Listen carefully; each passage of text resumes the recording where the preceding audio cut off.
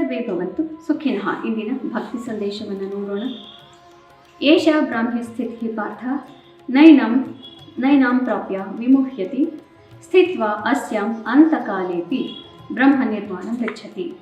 ಈ ರೀತಿ ಸ್ಥಿತಪ್ರಜ್ಞನ ಒಂದು ಲಕ್ಷಣಗಳನ್ನು ಹೇಳುತ್ತಲ್ಲ, ಇದೇ ಬ್ರಾಹ್ಮಿ ಸ್ಥಿತಿ. ಈ ಸ್ಥಿತಿಯನ್ನು ನಾವು ತಲುಪಿದಾಗ, ಅದನ್ನು ತಲುಪಬೇಕು ಅಂತಲೇ ಇಲ್ಲಿ ನಾವು ಭೂಮಿಗೆ ಬಂದಿರೋದು. ಆಸೆಗಳನ್ನು ಪೂರೈಸ್ಕೊಳ್ತಾ ಬಂಧನದಲ್ಲಿ ಸಿಕ್ಕಾಕೊಂಡು ಹುಳುಗಳ ಥರ ಒದ್ದಾಡ್ತಾ ಇರಬೇಕು ಅಂತ ಅಲ್ಲ. ಬ್ರಾಹ್ಮಿ ಸ್ಥಿತಿಯನ್ನು ಇಲ್ಲಿದ್ದು ತಲುಪಿ ಅದರಲ್ಲೇ ನಿಶ್ಚಲವಾಗಿ ಇರುವಂತೆ ಅಭ್ಯಾಸ ಮಾಡ್ಕೊಳ್ಳೋದಕ್ಕೋಸ್ಕರ ಈ ಜನ್ಮ ಬಂದಿರೋದು. ಅದನ್ನು ನಾವು ಪಡೆದ ನಂತರ ಎಂದಿಗೂ ಮೋಹಕ್ಕೆ ಒಳಗಾಗೋದಿಲ್ಲ ಮತ್ತು ನಮಗೆ ನಿರ್ವಾಣ ಅನ್ನೋದು ಖಂಡಿತ. ಯಾಕೆಂತಂದರೆ ನಾವು ಭೂಮಿಯಿಂದ ಅಲ್ಪ ಸ್ವಲ್ಪ ಪುಣ್ಯ ಮಾಡಿ ಮೇಲೆ ಹೊರಟು ಹೋದರೂ ಕೂಡ ಮೇಲಿನ ಲೋಕದಲ್ಲಿ ದೇವತೆಗಳು, ಯಕ್ಷರು, ರಾಕ್ಷಸರು, ಗಂಧರ್ವರು ಎಲ್ಲರೂ ಇರ್ತಾರೆ. ಅತೀ ಮೋಹಕ್ಕೆ ನಮ್ಮನ್ನು ಒಳಗೆ ಮಾಡ್ತಾನೇ ಇರ್ತಾರೆ. ಆದ್ದರಿಂದ ಅಂತಹವರ ಮೋಹಕ್ಕೆ ಋಷಿಗಳು ಕೂಡ ಒಳಗಾಗಿ ಭೂಮಿಯಲ್ಲಿ ಪುನಃ ಪುನಃ ಬೀಳ್ತಾ ಇರ್ತಾರೆ. ಹೀಗಿದ್ದಾಗ ನಮ್ಮಂತಹ ಹುಲುಮಾನವರ ಸ್ಥಿತಿ ಏನಾಗಬಹುದು? ಆದ್ದರಿಂದ ಈ ಬ್ರಾಹ್ಮಿ ಸ್ಥಿತಿಯನ್ನು ಇಲ್ಲೇ ತಲುಪಿ ಇಲ್ಲೇ ಅಭ್ಯಾಸ ಮಾಡಿಕೊಂಡು ನಂತರವೇ ಕೈವಲ್ಯಕ್ಕೆ ನಾವು ಯೋಗ್ಯತೆಯನ್ನು ಪಡೆದುಕೊಳ್ಳೋಕ್ಕೆ ಸಾಧ್ಯವಾಗುತ್ತೆ. ಇಂದು ಶ್ರೀ ವಿಶ್ವಾವಸು ನಾಮ ಸಂವತ್ಸರ ದಕ್ಷಿಣಾಯನ ಶರದೃತೌ ಕಾರ್ತಿಕ್ ಮಾಸೆ ಶುಕ್ಲ ಪಕ್ಷೆ. ಇಂದು 5ನೇ ತಾರೀಕು ನವೆಂಬರ್, ಬುಧವಾರ, ಪೌರ್ಣಮಿ ತಿಥಿ, ಅಶ್ವಿನಿ ನಕ್ಷತ್ರ. ಇಂದು ಚಂದ್ರ ಜಯಂತಿ. ಚಂದ್ರ ಇಂದು ಹುಟ್ಟಿದಂತಹ ದಿವಸ ಅಥವಾ ಚಂದ್ರನ ಸೃಷ್ಟಿ ಮಾಡಿದಂತಹ ದಿವಸ ಇಂದು. ಇಂದಿನ ಭವಿಷ್ಯವನ್ನು ನೋಡೋಣ. ಇಂದು ಅಶ್ವಿನಿ ನಕ್ಷತ್ರ. ಅಶ್ವಿನಿ ನಕ್ಷತ್ರದ ಅಧಿಪತಿ ಕೇತು.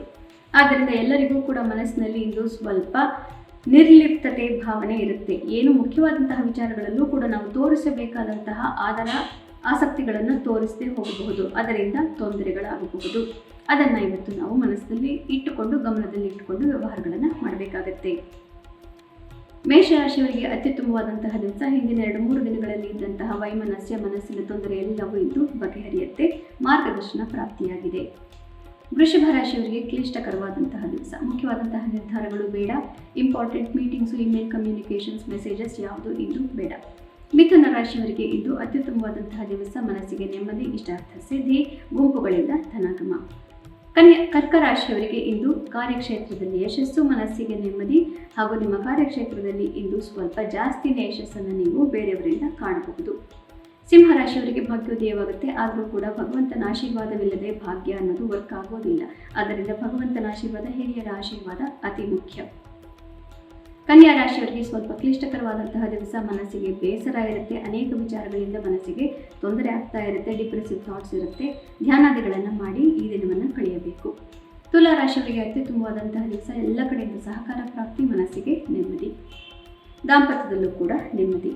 ವೃಶ್ಚಿಕ ರಾಶಿಯವರಿಗೆ ಅತ್ಯುತ್ತಮವಾದಂತಹ ದಿವಸ. ಸಾಮಾಜಿಕ ಚಟುವಟಿಕೆಗಳಲ್ಲಿ, ವ್ಯವಹಾರಗಳಲ್ಲಿ ನಿಮಗೆ ಇದ್ದಂತಹ ಅಪೋಸಿಷನ್ ಅಥವಾ ತಡೆಗಳೆಲ್ಲ ಹಿಮ್ಮೆಟ್ಟುತ್ತವೆ. ಇಂದು ಕಾರ್ಯಕ್ಷೇತ್ರದಲ್ಲಿ ಪ್ರಗತಿ. ಯಾರ್ಯಾರು ಫಿಟ್ನೆಸ್ ಇತ್ಯಾದಿ ಬಿಸ್ನೆಸ್ಗಳಲ್ಲಿ, ಅಡ್ವೆಂಚರ್ ರೆಸಾರ್ಟ್ಸ್ ಇತ್ಯಾದಿಗಳಲ್ಲೆಲ್ಲ ಇದ್ದೀರಿ, ನಿಮಗೆ ಅತ್ಯುತ್ತಮವಾದಂತಹ ದಿವಸ. ಧನು ರಾಶಿಯವರಿಗೆ ಸ್ವಲ್ಪ ಕಷ್ಟಕರವಾದಂತಹ ದಿವಸ. ಇನ್ವೆಸ್ಟ್ಮೆಂಟ್ ಇತ್ಯಾದಿ ವಿಚಾರಗಳಲ್ಲಿ ಇವತ್ತು ಕಿರಿಕಿರಿ ಆಗುತ್ತೆ. ಲಾಸ್ ಕೂಡ ಆಗಬಹುದು.